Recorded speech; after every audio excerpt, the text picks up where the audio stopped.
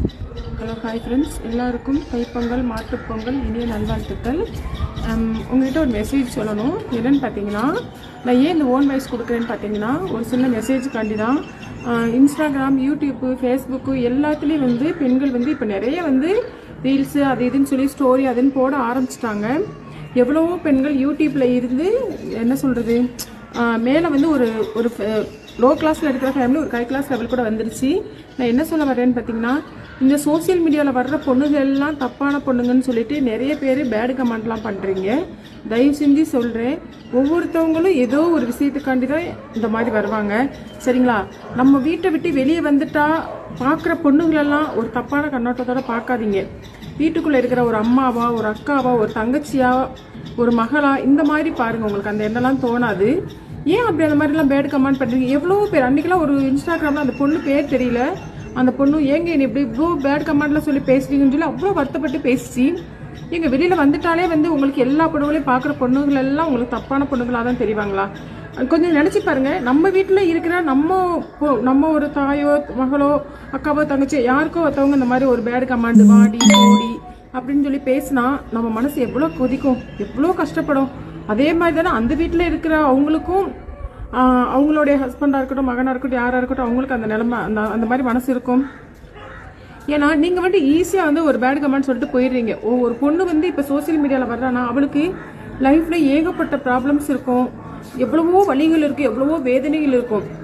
கொஞ்சம் இந்த மாதிரி அவளோட மைண்டை ரிலாக்ஸ் பண்ணிக்கிறதுக்காண்டி தான் அவன் இந்த மாதிரி வர்றா, சரிங்களா? அதை வந்து நிறைய பேர் 100% நான் எல்லாத்தையும் சொல்ல 100% பேர் இப்படி தான் நீங்கள் வந்து கமெண்ட் பண்ணுறீங்க.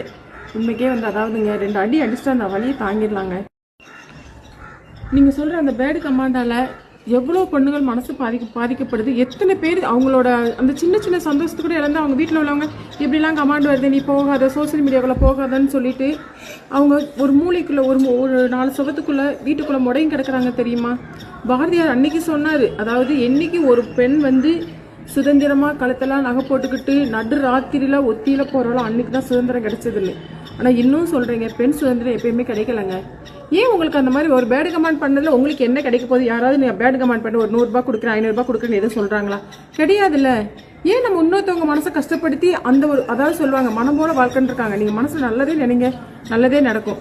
ஒரு பேடு கமாண்ட் யூஸ் பண்ணி ஒரு பொண்ணோட லைஃப்பில் போய் விளையாண்டு அந்த பொண்ணை வந்து அதாவது சின்ன சின்ன விஷயத்துக்காண்டி தான் அவங்க வந்து வெளியில் வந்து கொஞ்சம் சுதந்திரமாக இருக்கணும்னு நினைக்கிறாங்க. அதே ஏன் நீங்கள் தடுக்கிறீங்க?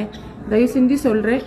அதாவது பேடு கமெண்ட்னா ரொம்ப பேடு கமெண்ட் கிடையாது. அதாவது இப்போ ஒன்றும் இல்லை, ஒரு பொண்ணு ஒரு நல்லா ரீல்ஸ் பண்ணுது அப்படின்னா வாடி போடி, அது கூட பேடு கமெண்ட் தாங்க. எந்த உரிமையில நீங்கள் அந்த பொண்ணை வாடி போடின்னு கூப்பிடுறீங்க சொல்லுங்கள்? அது உங்களுக்கு எந்த ஒரு பொண்ணை நம்ம வாடி போடின்னு கூப்பிடணும், அதுக்கு ஒரு உரிமைன்னு ஒன்று இருக்கணும் இல்லை? எந்த உரிமையில நீங்கள் அப்படி கூப்பிடுறீங்க சொல்கிறேன். யாராக இருந்தாலும் ஒரு சிஸ்டராக நினச்சி கமெண்ட் பண்ணுங்கள். உங்களை வேண்டான்னு சொல்லலை, கமெண்ட் பண்ணுங்கள். ஒரு நல்ல உங்கள் கூட பிறந்த ஒரு சிஸ்டராவோ, ஒரு அம்மாவோ, ஒரு தாயாவோ, ஒரு மகளாவோ ஏதோ நினச்சி நீங்கள் அந்த மாதிரி பண்ணுங்கள். இதை வந்து நான் வந்து சொல்கிறத வந்து விளையாட்டாக எடுத்துக்காதீங்க. என்னைய மாதிரி எவ்வளவோ பெண்கள் வந்து என்னை மாதிரி எவ்வளவோ பெண்கள் வந்து இந்த மாதிரியெல்லாம் வந்து வேதனைப்பட்டு இருக்காங்க, சரிங்களா? எனக்கு இதை இதுக்கு மேலே எப்படி பேசுறதுன்னு தெரியல. தயவு செஞ்சு எல்லா பிரதர்ஸுக்கும் சொல்கிறேன், நான் பாருங்கள் என்னோட கமெண்ட்ஸ்ல எல்லாம் பாருங்கள், என்னோட யூடியூபாக இருக்கட்டும், என்னோட இன்ஸ்டாகிராமாக இருக்கட்டும், ஃபேஸ்புக்காக இருக்கட்டும், எனக்கு யார் மெசேஜ் பண்ணாலும் பிரதர்ஸ்ன்னு தான் சொல்லுவேன். ஏன்னா அண்ணன்னு சொன்னால் ஐயோ என்ன நீங்கள் என்னோட ஏஜில் மூத்தவங்க சொல்லுவாங்க, தம்பின்னு சொன்னால் நான் உன்னைய விட வயசில் மூத்த அப்படி சொல்லுவாங்க. அதனால் பிரதர்ஸ்னு ஒரே வார்த்தையில் சொல்லி நான் முடிச்சுப்பேன், சரிங்களா? அது வந்து யார் மனசும் யாரையும் காயப்படுத்தாதுங்க. உங்கள் வீட்டில் ஒரு பொண்ணா நினச்சி நான் சொல்கிறேன். இதெல்லாம் புரிஞ்சுக்கிட்டு இனிமேட்டு எனக்கு மட்டும் இல்லை, என்னோட இதில் மட்டும் இல்லை, யாருக்குமே இந்த மாதிரி பண்ண மாட்டேன்னு நினைக்கிறேன். என் அன்புள்ளம் கொண்ட எல்லா சகோதரர்களுக்கும் வணக்கம். தயவு செஞ்சு இதை ஒரு மெசேஜாக எடுக்காமல் ஒரு என்ன சொல்கிறது, ஒரு பொண்ணோட சுதந்திரமாக நினச்சி சிந்தியுங்கள், செயல்படுங்க. Okay, by.